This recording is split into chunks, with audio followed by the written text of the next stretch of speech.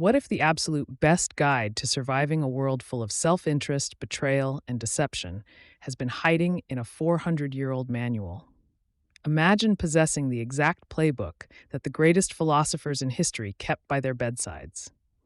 The world we live in often wears a polite and smiling mask, but beneath the surface lies a chaotic battlefield of ambition, envy, and self-interest. The 17th century Spanish court was perhaps one of the most vivid theaters for this ruthless human nature. It was there that Baltasar Gracian, a Jesuit priest and profound philosopher, silently observed the fierce power struggles among the nobility. From these piercing observations, he crafted The Art of Worldly Wisdom, a brilliantly cold, calculated, and ultimately perfect survival guide for life. This masterpiece is composed of 300 short, intense maxims. Gratian does not force us into naive idealism. He does not tell us to simply be kind. Instead, he boldly declares that good intentions alone are never enough to navigate a treacherous world. He insists that a truly wise person must be as cunning as a serpent, yet as innocent as a dove. To avoid being consumed by the malice of others, one must thoroughly understand the dark corners of human nature and possess the emotional discipline to conceal their true intentions perfectly. One of the most striking core messages of the book is the power of mystery and calculated distance. Gratian warns that laying all your cards on the table is the height of foolishness.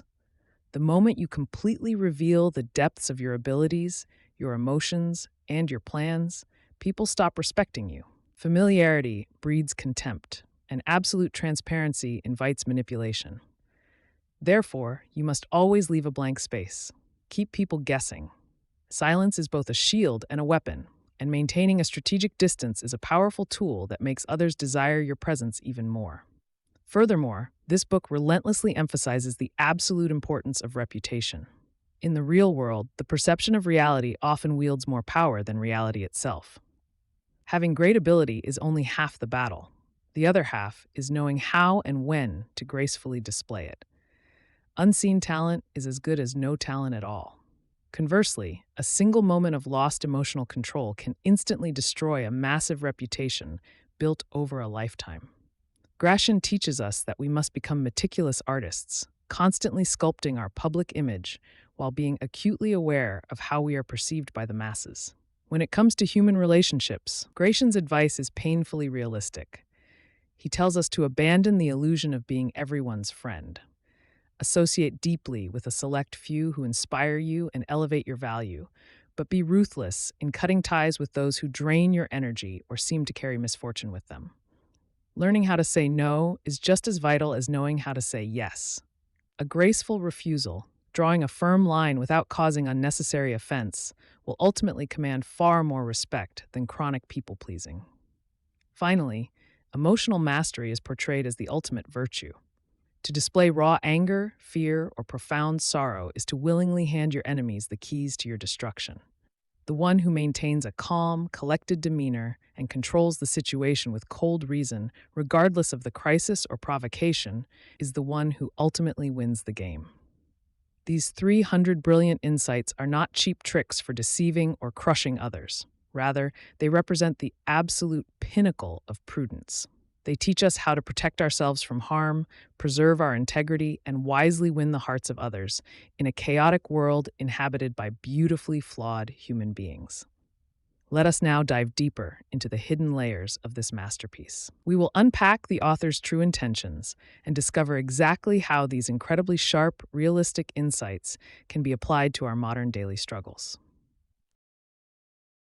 All right, today we're going to dig into some wisdom that is just so potent, so practical, and honestly, surprisingly modern. And the craziest part, our guide for all this has been dead for almost 400 years. So let me just ask you this. What if the best possible advice for navigating, I don't know, your career, your social life, even just getting your own head straight, what if that advice didn't come from some new self-help book or a viral TikTok, but from a priest from the 1600s? Yeah, it sounds like a wild thought, right? But it actually gets to this really crucial point. We live in this age of just constant noise, endless information. But the fundamental stuff, The challenges of just being a person, dealing with tricky people, trying to make good choices, figuring ourselves out, that stuff, it hasn't changed at all. So, who is this unlikely life coach from 4 centuries ago? Well, let's meet the rebel priest who basically risked it all just to share what he knew. Okay, so his name was Baltasar Gracian. He was a Spanish Jesuit priest living back in the 1600s. But here's the thing. His advice was, well, it was anything but religious. I mean, he wrote about stuff like ambition, strategy, and how to navigate social situations with this kind of brutal honesty that was just unheard of for a priest at that time. And if you look at this timeline, what's really fascinating is that last entry. See, Gracian's big work, it was so radical, so focused on real-world success instead of religious stuff, that he went and published it without getting the church's okay. And for that, oh man, he got in big trouble. He was disciplined, kicked out of his job, and basically spent his last years in disgrace. I mean, he literally paid a huge price just for putting these ideas out there. That tells you how much he believed in them.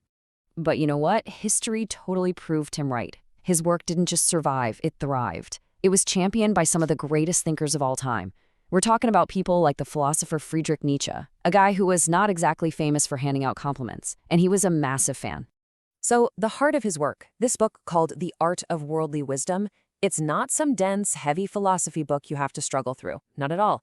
It's actually a collection of 300 short, sharp, super practical pieces of advice. They're called aphorisms, and each one is like a little concentrated shot of life strategy. So let's unpack some of the biggest lessons, shall we? All right, first lesson. Gracian says that before you can even think about handling the outside world, you've got to get a handle on your inner world. His whole point here is that real strength, it doesn't come from what you do when people are watching. It comes from your private integrity. It's all about who you are when you're totally alone. Are you holding yourself to that same high standard then? Yeah, Gracian's take is right there on the screen. And look, this isn't just about, not doing bad stuff. It's way deeper.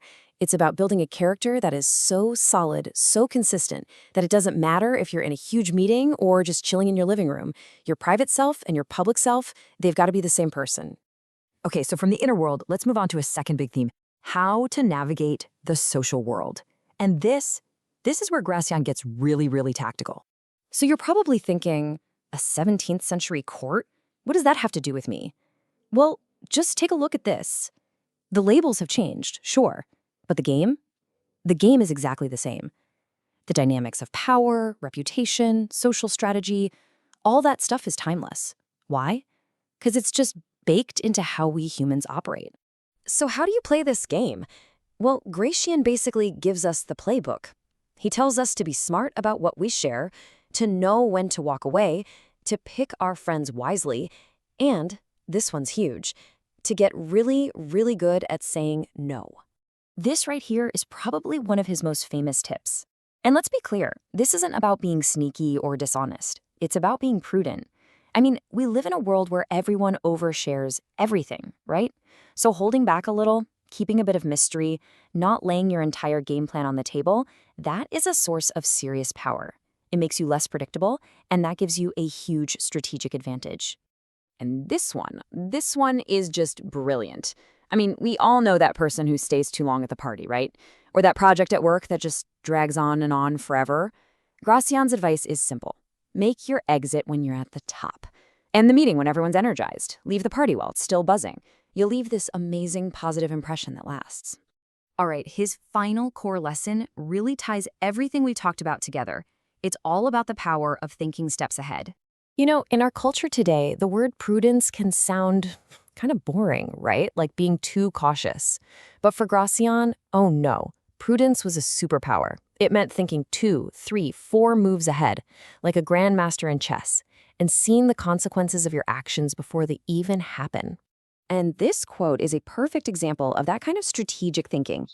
Think about it. When you get into an argument with someone who has nothing to lose, no reputation, no assets, nothing at stake, you are literally the only one who can get hurt. It's a completely lopsided fight. A wise person knows to just walk away. Save your energy for the fights that actually matter. So let's make this super concrete. Take his advice on how to say no. He breaks it down. First, act fast. Don't let it drag on. Second, be concise. Don't give a huge long explanation. because that just sounds like an excuse. And third, be firm but polite. You can be nice about it without backing down. It's a simple 3-step playbook for protecting your time and your sanity. So the big question is why? Why are we still talking about this rebel priest from the 1600s? What is it about his advice that feels so spot on, even today? Well, it's because Gracian wasn't really writing about the 17th century. He was writing about us, about people. He totally understood that technology changes, cultures change, but basic human nature, our ambitions, our insecurities, the way we interact, that stuff is incredibly consistent. His work is basically a timeless operating manual for dealing with the world as it actually is, not how we wish it would be. And that really leaves us with one last thought. You know, in our crazy, noisy, complicated world, we are constantly being sold on what's new, what's next, what's trending. But maybe the real advantage is to look back, to find those timeless truths, like the ones from Gracian, that are worth holding on to. So the real question isn't just what they are, it's which ones are you going to choose to live by?